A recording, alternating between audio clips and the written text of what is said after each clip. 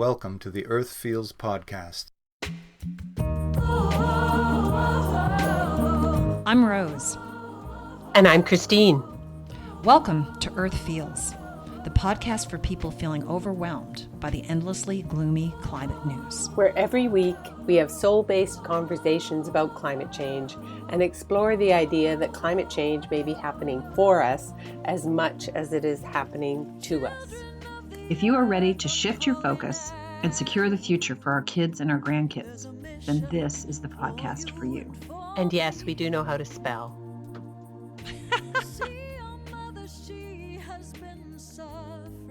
Hello and welcome to Earth Feels. This is Christine. Rose and I are taking a bit of a break from our usual format on Earth Feels during the holidays, and we're going to feature some of the best climate blogging out there. So for today's Best in Climate feature, I am going to read from Paul Gilding, who is a fellow at the University of Cambridge Institute for Sustainability Leadership.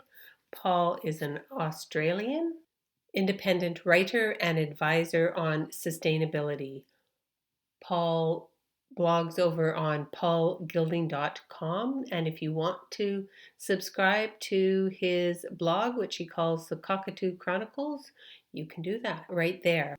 Mr. Gilding has also written a book which I would highly recommend, The Great Disruption: Why the Climate Crisis Will Bring on the End of Shopping and the Birth of a New World. So, what does Mr. Gilding have to say more recently? This blog post entitled Climate Contagion 2020 to 2025. So it begins. And I will add, Mr. Gilding has included numerous extensive footnotes for this article. I would encourage you all to check them out. We'll put the link to this blog post in our description and on our Earth Feels website, so you can link right to it. Let's get started. You can pretty much hear it now.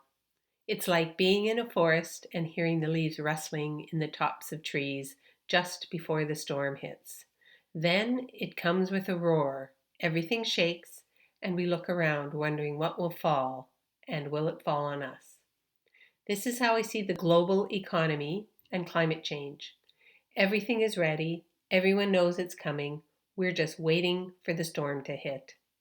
When it does, it will be the climate emergency meets financial contagion. When the global market flips to FOMO, from fear of acting too early to fear of being left behind as everyone races for the exits. The moment was always going to come, and it was always going to be messy. Markets rarely move smoothly. But why now? Simply because all the practical economic and financial impediments are gone. The financial logic of acting is now impeccable, meaning the only thing left is for there to be a shift in sentiment, that moment of an intangible, hard to define flip in how decision makers in the market see the world. That can happen overnight, and because markets hunt in packs, when they go, they'll all go. There are 4 critical factors that lead me to conclude this shift in sentiment is now imminent, anytime from tomorrow morning to 2025, but not later. 1.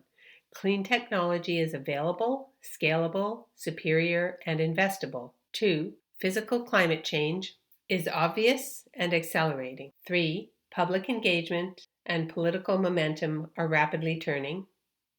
4. The financial markets are primed, from central banks to lenders and stock markets.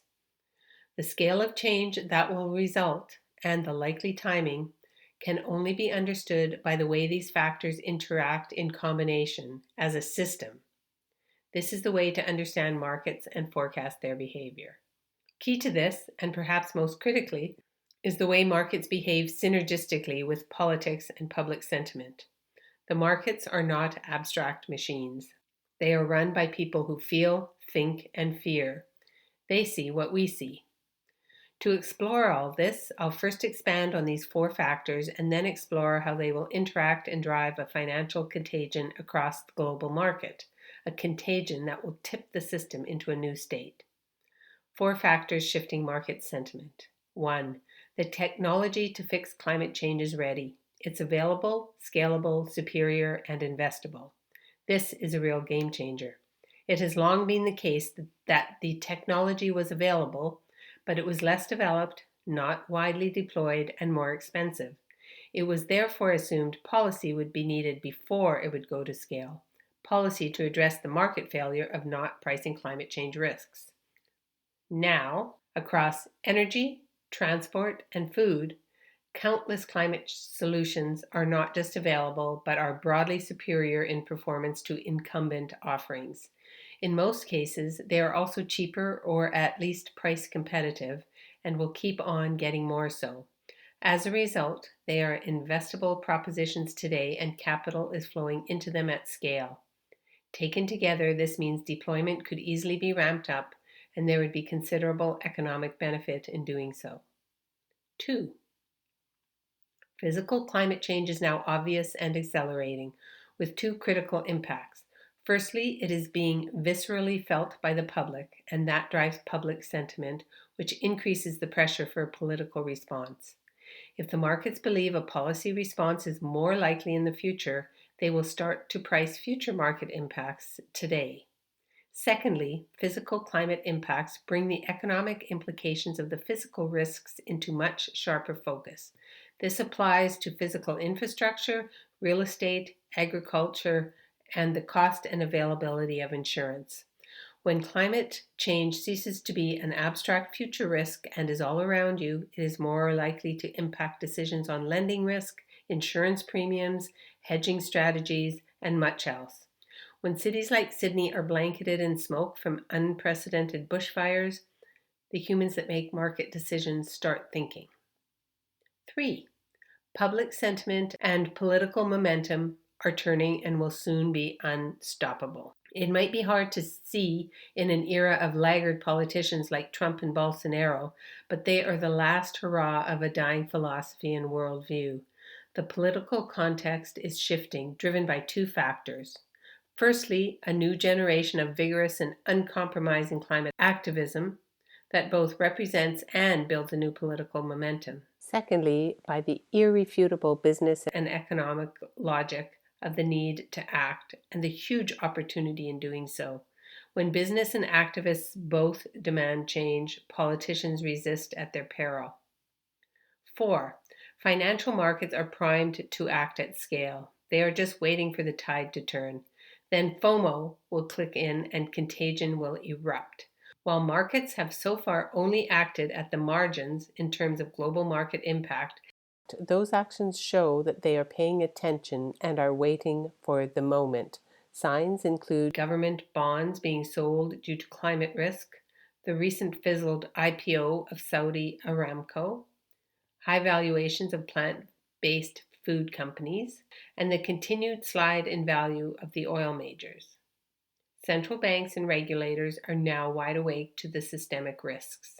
The market is engaged and waiting. And remember, they hunt in packs.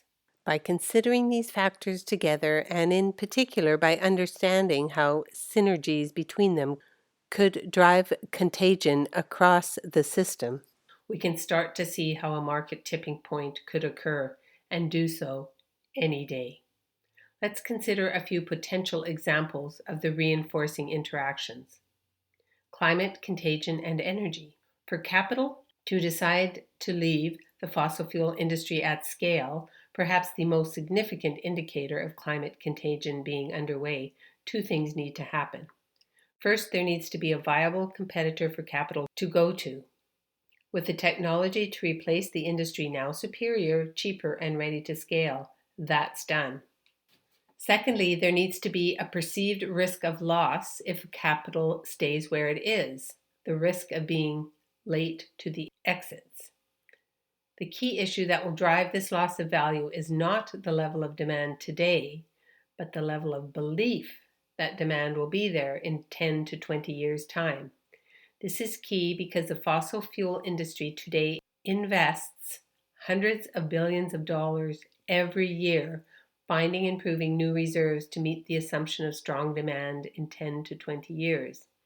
That future demand assumption is based on a belief that climate change is a, quote, future risk, that policy is not imminent, that the public isn't engaged, and that new technologies aren't ready to scale. Those assumptions were all true 20 years ago.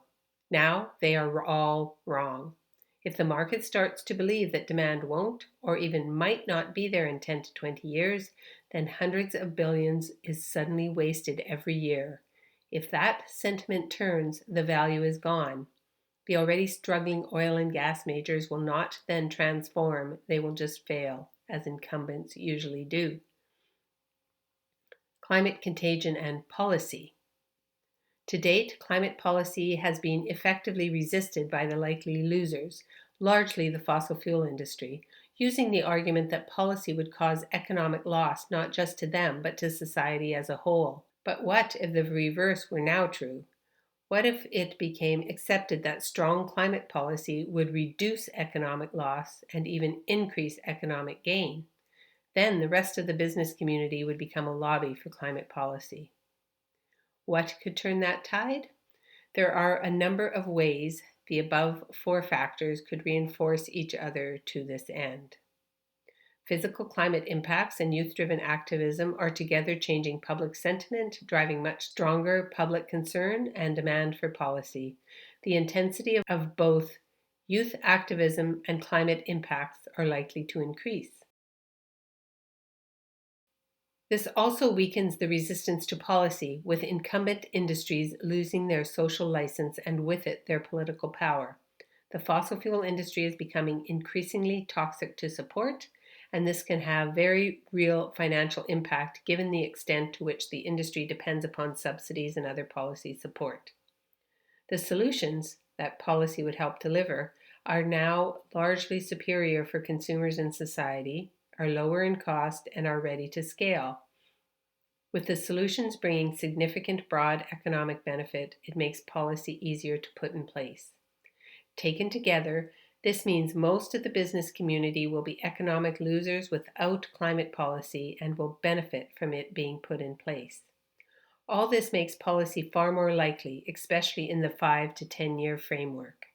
But again, it is critical to understand the synergies and not to see this as a linear process, with policy leading to later market change. While it is the case that policy drives change in markets, indeed that is usually the reason for it, market change also accelerates policy. It does so by pricing in a belief that it is coming, which reduces the value of assumed future policy's losers and increases the value of its winners. Then, because policymakers are nervous about policy having negative economic impact, the more they see the market moving ahead of policy, the more likely they are to put in place policy that will accelerate this.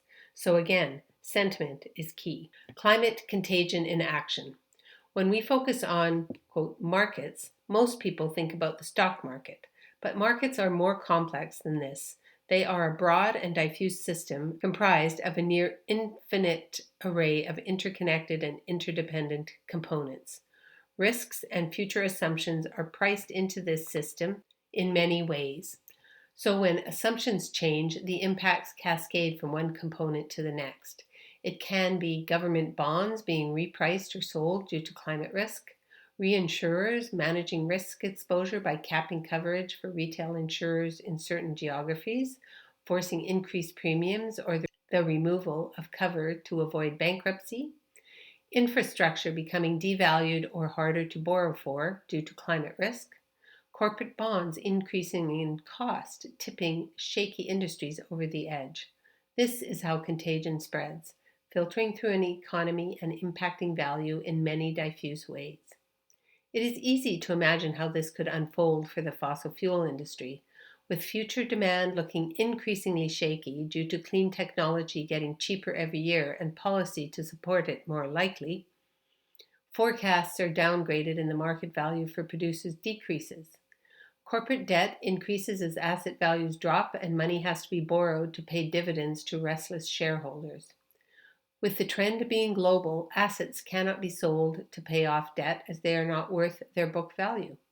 Meanwhile, ratings agencies see declining asset value and increasing debt and downgrade company credit ratings, making debt more expensive.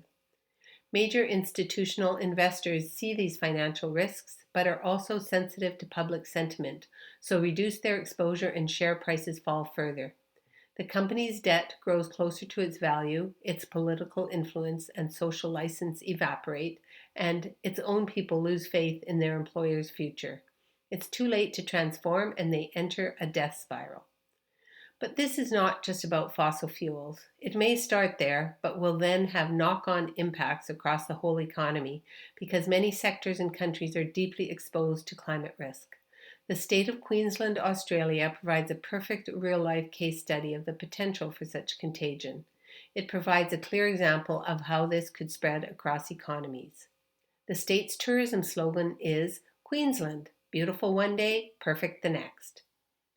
Queensland's economy is heavily focused on coal mining, now in global decline, agriculture, suffering successive droughts, tourism around its natural wonders, including the Great Barrier Reef, which may not survive, and tropical rainforests, now burning, and a warm beachfront lifestyle that is highly attractive to retirees, whose waterfront property is now threatened by sea level rise and could be slashed in value and become uninsurable.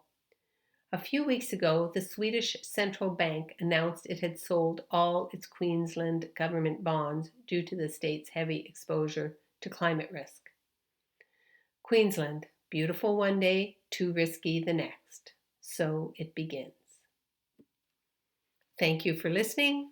Don't forget to drop in to paulgilding.com to see all of the footnotes and to read a bit more about Paul, and of course, check out The Great Disruption. Happy New Year, everybody. Bye-bye. That's this week's episode of Earth Feels. Special thanks to singer-songwriter Kristen Hoffman for generously allowing us to use Song for the Ocean. Thanks for listening. Don't forget to subscribe to Earth Feels on your favorite podcast player so you don't miss an episode. Catch you next time. Bye-bye. Children of the earth, I'm calling out.